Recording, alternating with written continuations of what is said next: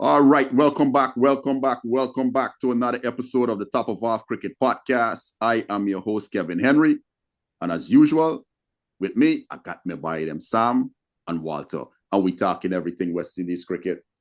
So, people, Top of Off fans, one day series, West Indies are back in action Saturday morning, 3:30 a.m. sharp against Bangladesh. We coming up against we old coach, Phil Simmons.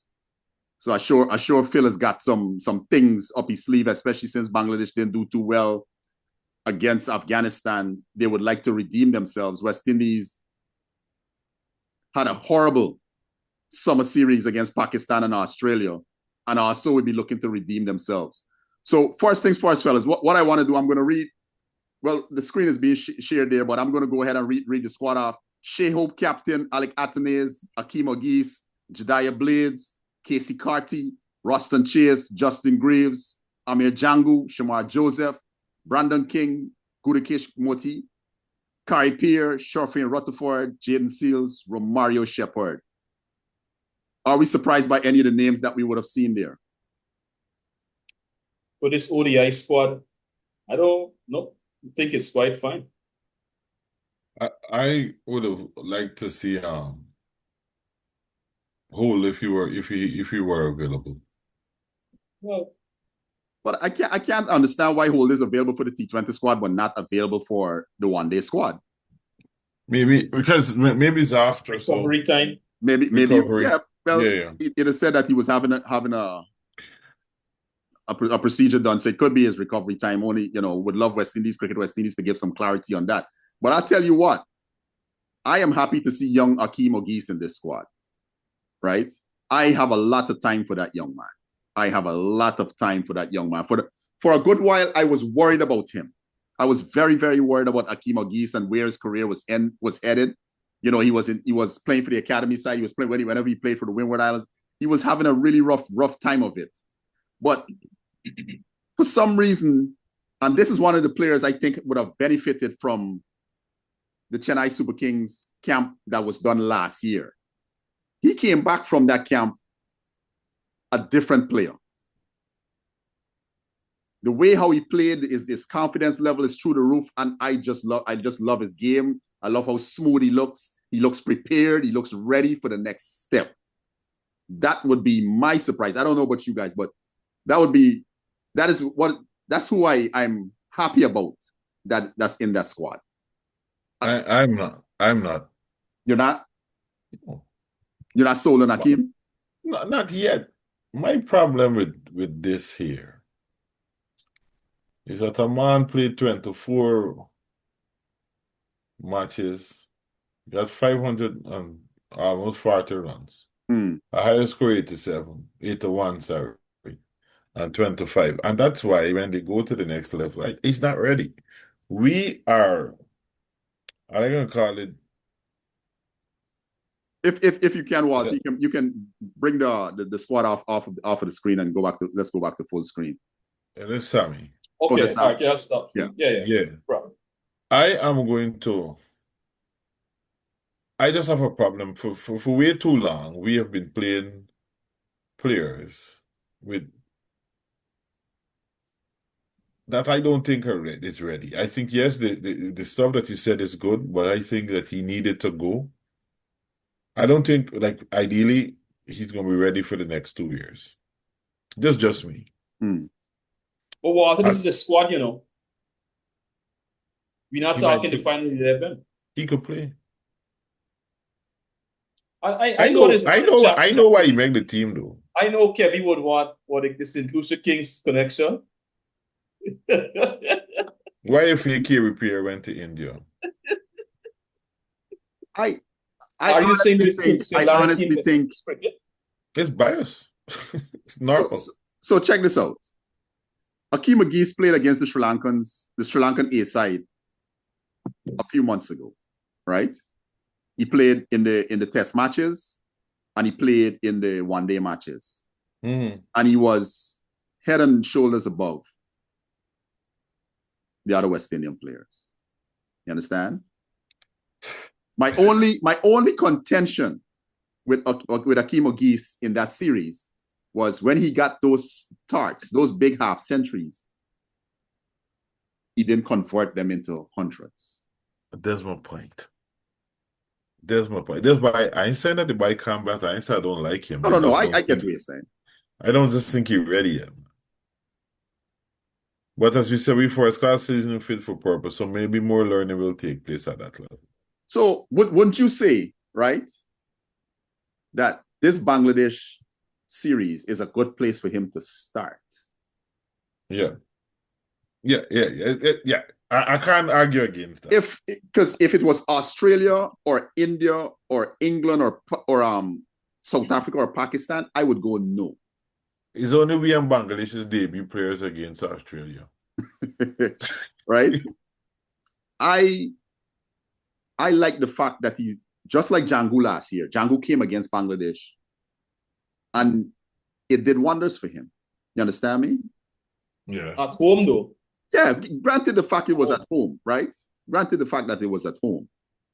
But I don't think he could have asked for a better place to start in terms of the opposition than against Bangladesh. I think it's a perfect starting place for him. It gives him overseas conditions, tough overseas conditions, but against an opposition that he shouldn't be too scared of. You understand me? There should be a level of comfort there. This is not to say that Bangladesh doesn't have good players. They have some really good players, some really good one-day players. Let me just make sure I put that out here. But there is a concern has been raised again on Mason and Guest a couple of days ago that the Bangladesh team, which toured the West Indies, a year ago, was not full strength, right? And that we are likely to face a full-strength Bangladesh squad. There's an expectation, and I share this too. In fact, my students always tease me about West Indies cricket, right? I tell them, I said, have a good weekend. It's a holiday weekend. I said, cricket on the cards. I said, sorry, think West Indies going to win? I said, listen, for me, it's not about winning or losing at this point. I expect to see competitive cricket, right? And the similar sentiments were shared on Mason and Guest a few days ago, right? And so I think it's going to be a test for us in Bangladesh. If Sami can come out there with some wins under his belt, I think he will take some heat off of him. And I say some heat because I think everybody agrees that this one-man thing has got to end when we get into 2026. So I do think he needs two other selectors with him. I don't have a problem with him being a selector, right? But I think he needs two other selectors with him. I think he needs you can still maintain the scouting system. I think that is needed. That is essential, right? But he needs two other people with him. But I think the important point is how many points a win 5 to the ODI. I haven't looked into it. I think it's anyways. What I do know is that this series is important to us in terms of winning it. Yeah, because where we at right now is that we're at 9th at 80 points, and Bangladesh is at 74. England is at 88, Afghanistan 95, South Africa 99.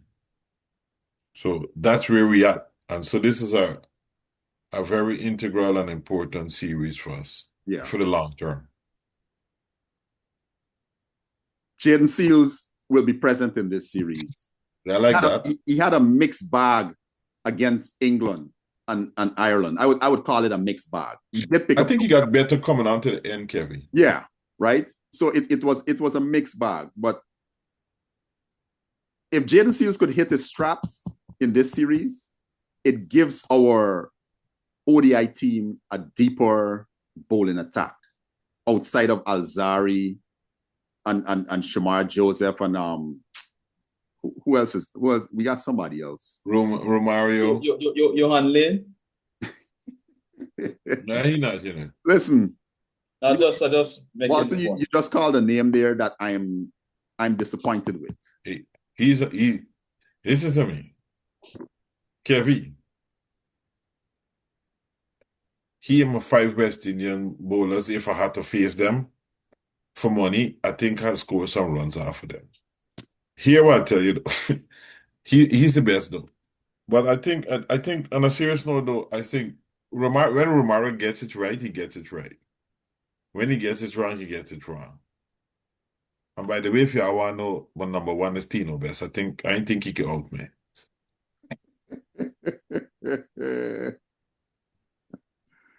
Oh my goodness. That's my one for the day, guys. I had to give a one, please. Come on.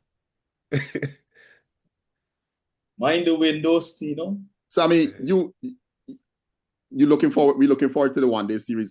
You got anybody that you in particularly want to see that you think owes us a performance?